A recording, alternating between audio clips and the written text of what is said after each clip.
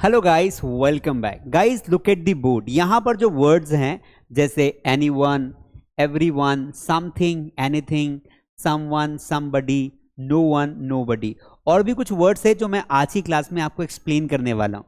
ये वो छोटे छोटे वर्ड्स हैं जिनका बहुत ज़्यादा यूज़ होता है और इन सभी वर्ड्स के बीच में बहुत माइनर सा डिफरेंस है।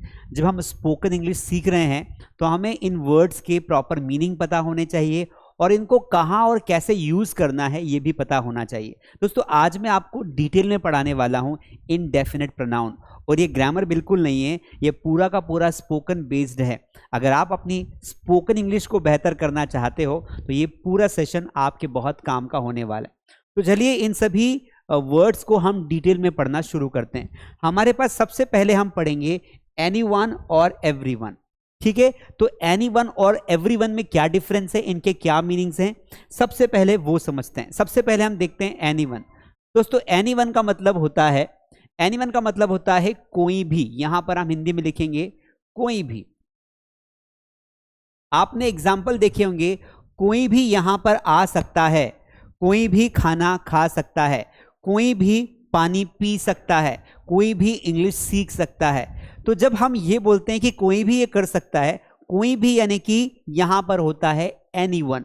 तो देखिए, refers to any person which is no specific individual, यानी कि किसी को भी रिफर करता है, स्पेसिफिक इंसान की बात कर नहीं कर रहे हैं, कोई भी कर सकता है। एग्जाम्पल देखते हैं, कोई भी यहां पर बैठ सकता है, एनीवन कैन सिट हियर, कोई भी मेरा फोन इस्तेमाल कर सकता है, anyone can use my phone, कोई भी इसे खा सकता है, एनीवन कैन ईट दिस, कोई भी मुझसे बात कर सकता है, anyone can talk to me, कोई भी इंग्लिश बोलना सीख सकता है, anyone can learn speaking English. अगर आप भी इंग्लिश सीखना चाहते हो तो लाइक कर दीजिए और सब्सक्राइब कर दीजिए, लास्ट में होमवर्क भी दूंगा।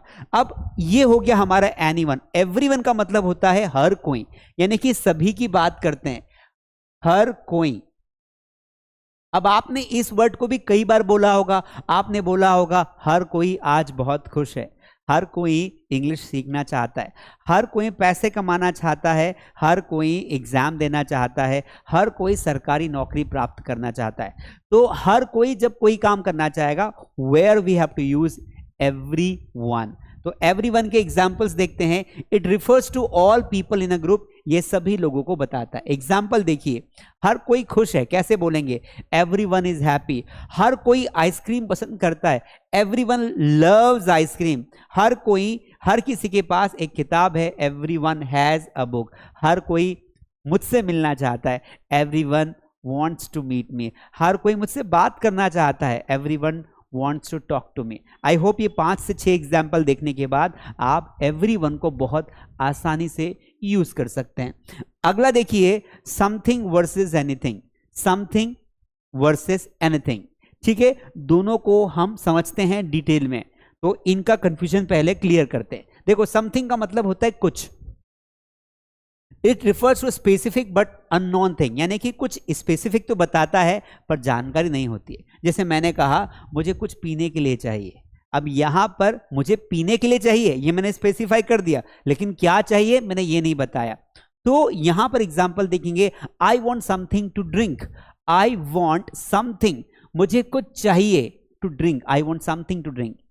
मैंने मेज पर कुछ देखा, आई सा, कुछ देखा, क्या देखा पता नहीं लेकिन कुछ देखा। आई सा समथिंग ऑन द टेबल, उसके पास तुम्हारे लिए कुछ है, he has something for you, something यानी कि कुछ। तो जब हम कुछ की बात करते हैं, I want to discuss with you something, मैं तुमसे कुछ डिस्कस करना चाहता हूं। I want to show you something, मैं तुम्हें कुछ दिखाना चाहता हूं। तो हम कुछ करना चाहते हैं, लेकिन वो कुछ शब्द जो आता है वस्तु के लिए, इंसान वस्तु के लिए यूज होता है, ऑब्जेक्ट को बताने के लिए, वहां पर हम लगाते हैं समथिंग। समथिंग का मतलब होता है बेसिकली कुछ।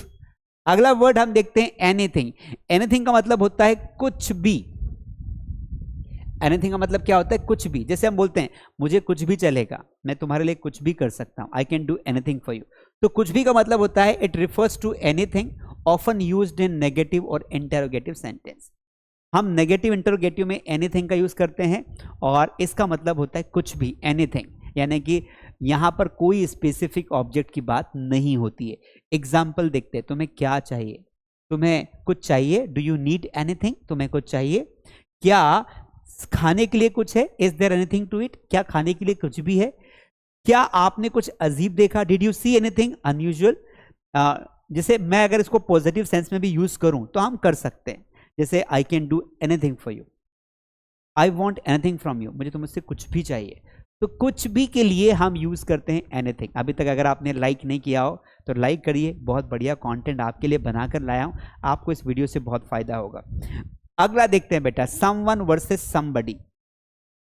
समवन वर्सेस समबडी, अब दोनों का मीनिंग लगभग हमें सेम लगता है, लेकिन दोनों में डिफरेंस है। एक समवन है, एक समबडी है। अगर हम पहले समवन की बात करें तो समवन का मतलब होता है कोई। समवन का मतलब क्या होता है? कोई।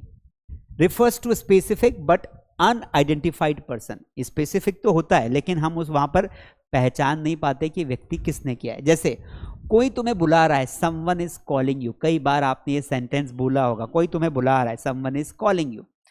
कोई दरवाजे पर किसी ने दरवाजा खटखटाया, समवन नॉक द डोर। कोई गेट पर है, someone is at the gate. कोई तुम्हारा इंतजार कर रहा है, someone is waiting for you. कोई तुमसे मिलना चाहता है, someone wants to meet you. कोई अंदर आना चाहता है, someone wants to come in. कोई तुम्हें देखना चाहता है, someone wants to see you. तो समवन का मतलब होता है एग्जैक्टली कोई, ठीक है? क्या होता है? एग्जैक्टली कोई। लेकिन समबडी का मतलब होता है कोई, लेकिन ये सिमिलर होता है। तो यहां पर हम समबडी को यूज करते हैं इस सेंस में, कोई बाहर इंतजार कर रहा है, somebody is waiting outside. Sir क्या यहां पर हम समवन लगा सकते हैं? बिल्कुल लगा सकते हैं। समवन इज वेटिंग आउटसाइड, ये भी सही है। समबडी इज वेटिंग आउटसाइड, ये भी सही है। कोई मेरी चॉकलेट खा गया, समबडी एट माई चॉकलेट। कोई मेरी खिड़की पर खटखटाया, समबडी नॉक्ड माई डोर। इस तरीके से नॉक्ड माई विंडो हम सेंटेंसेस बना सकते हैं। तो इसको ज्यादा एक्सप्लेन नहीं कर रहा हूं, because someone and somebody is similarly used in English sentences. No one और नोबडी, दोनों का मीनिंग लगभग सेम होता है। नो वन का मतलब होता है कोई नहीं, सिंपल सा देखते, सिर्फ ये कंफ्यूजन करने के लिए क्रिएट किए गए, बट हम दोनों के एग्जाम्पल देख रहे हैं ताकि माइंड में और क्लियरिटी आ जाए कि कहां पर हमें क्या यूज करना है। देखो, नो वन का मतलब होता है it refers to a single person, ठीक है?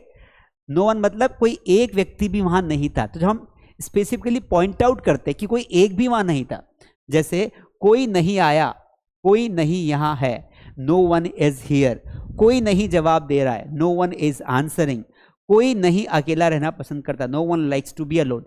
We are talking about single person, कि कोई भी एक सिंगल व्यक्ति भी ये नहीं चाहता है। No one wants to talk to you, तुमसे कोई सिंगल पर्सन भी बात नहीं करना चाहता है। No one wants to meet you, तुम्हें कोई मिलना भी नहीं चाहता। लेकिन जब हम नोबडी की बात करते हैं तो नोबडी यहां पर हम किसी एक की बात नहीं कर रहे, हम पूरे ग्रुप की बात कर रहे हैं, जो कि नेगेटिव सेंस में बात करेंगे। तो इसका मतलब भी होता है कोई नहीं, कोई नहीं। Refers to not a single person similar to no one. Nobody is home, nobody is at home. क्या बोलेंगे? Nobody is at home. Nobody came to my party, कोई मेरी पार्टी में नहीं आया, कोई भी नहीं आया। Nobody wants to go there, कोई वहां जाना नहीं चाहता है। Nobody is interested to learn English, कोई भी अंग्रेजी सीखने में इंटरेस्टेड नहीं है। Nobody is waiting for you outside, तुम्हारा कोई इंतजार नहीं कर रहा है। Nobody will come to save you, तुम्हें बचाने कोई नहीं आएगा, कोई भी नहीं, एक व्यक्ति की बात नहीं कर रहे, कोई भी नहीं आएगा। Now let us move guys, आगे बढ़ते हैं। ईच एंड एवरी, दोनों का मीनिंग सेम होता है, लेकिन each is dedicated to a single person, refers to individual. प्रत्येक, ईच का मतलब होता है प्रत्येक, यहां पर सेपरेट करता है, एक की बात करते हैं। प्रत्येक छात्र के पास एक नोटबुक है, each student has notebook. Each लगाया आपने स्टूडेंट के पहले, यानी कि प्रति वन पर्सन की बात कर, प्रति एक की बात कर रहे हैं। Each of you should do your homework, प्रत्येक को अपना होमवर्क करना चाहिए। Each child got a gift, प्रत्येक बच्चे को उपहार मिला। जबकि if I talk about every, every का मतलब होता है refers to all, everybody, everyone, ठीक है, एवरीथिंग। तो एवरी एज अ एडजेक्टिव भी हम यूज करते हैं, ठीक है? यहां देखिए, every student must attend the class, हर छात्र को क्लास में उपस्थित होना चाहिए। Every day I go for a walk, मैं हर दिन वॉक पर जाता हूँ। Every house has a garden, हर घर में गार्डन है। तो एवरी का यूज हम कैसे करते हैं? एवरी का यूज हम अलग अलग रूप में करते हैं। हम एवरीबडी के फॉर्म में करते हैं, एवरीवन के फॉर्म में करते हैं, एवरीथिंग के फॉर्म में करते हैं। आपने देखा होगा एवरीथिंग यानी सब कुछ, अगला हम देखें सम वर्सेस एनी। बेटा एक ग्रामर का पार्ट है लेकिन ये स्पोकन में भी यूज किया जाता है। सम का मतलब होता है कुछ और एनी का मतलब होता है कोई। ठीक है, यहां पर देखते हैं सम का मतलब होता है बेसिकली कुछ, ये किसी मात्रा को दिखाता है, refers to a number of amount. ठीक है, ये क्वांटिटी या नंबर को दिखाता है। जैसे मेरे बटुए में कुछ पैसे हैं, I have some money in my wallet, I have some money in my wallet, यानी कि मेरे बटुए में कुछ पैसे, some money. She bought some apples, countable noun के पहले आ गया, she bought some apples from the market. मेज पर कुछ किताबें हैं, there are some books on the table. तो सम का प्रयोग करते हैं कुछ के लिए, I have some books, I have some friends, I have some chairs, I have some books, I have some ideas. तो सम का प्रयोग तो हम बहुत ज्यादा करते हैं। एनी का प्रयोग हम नेगेटिव और इंटरोगेटिव सेंटेंस में करते हैं। जैसे मेरे पास कोई भी पैसा नहीं है, I don't have any money. क्या तुम्हारे पास कोई सवाल है, do you have any question.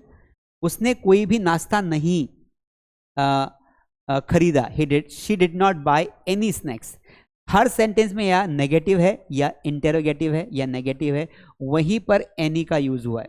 तो any basically used in negative और interrogative sentence to talk about object. Now let us go few and many. बेटा फ्यू एंड मेनी का मतलब होता है, फ्यू एंड मेनी का मतलब होता है कुछ और बहुत ज्यादा। फ्यू मतलब कुछ होता है, कम मात्रा दिखानी हो फ्यू लगाइए, ज्यादा मात्रा दिखानी हो मैनी लगाइए। यहां पर देखिए few refers to small number of things. टोकरी में कुछ सेब बचे हैं, some there are few apples left in the basket. Few apples मतलब कुछ, कुछ का मतलब होता है कम नंबर। इस शहर में मेरे पास कुछ दोस्त हैं, I have few friends in this city. Party में सिर्फ कुछ लोग हैं, there are only few people in the party. Only few यानी कि बहुत कम लोग बचे। फ्यू मतलब कम, मेनी मतलब होता है ज्यादा लोग, ज्यादा नंबर दिखाना हो तो मेनी लगाइए। पुस्तकालय में किताबें हैं, there are many books in the library, many books. तो यहां पर हमने लगाया मेनी बुक्स। कई छात्रों ने प्रतियोगिता में पार्टिसिपेट किया, many students participate in the competition. Many students कई सारे, अगर फ्यू आता तो कम हो जाते। मेरे पास प्रोजेक्ट के लिए कई विचार, I have many ideas for the project, many ideas, बहुत ज्यादा ideas. I have many friends, I have many books, I have many dresses. हम ऐसे बेसिकली सेंटेंसेस बोलते when we want to exaggerate the number. आगे बढ़ जाते हैं बेटा, यहां पर होमवर्क है। मैंने आपको सारे जितने भी कंफ्यूजिंग वर्ड्स थे सारे सिखा दिए। अब यहां पर देखिए, इन सभी सेंटेंसेस को आपको इंग्लिश में ट्रांसलेट करने की कोशिश करनी।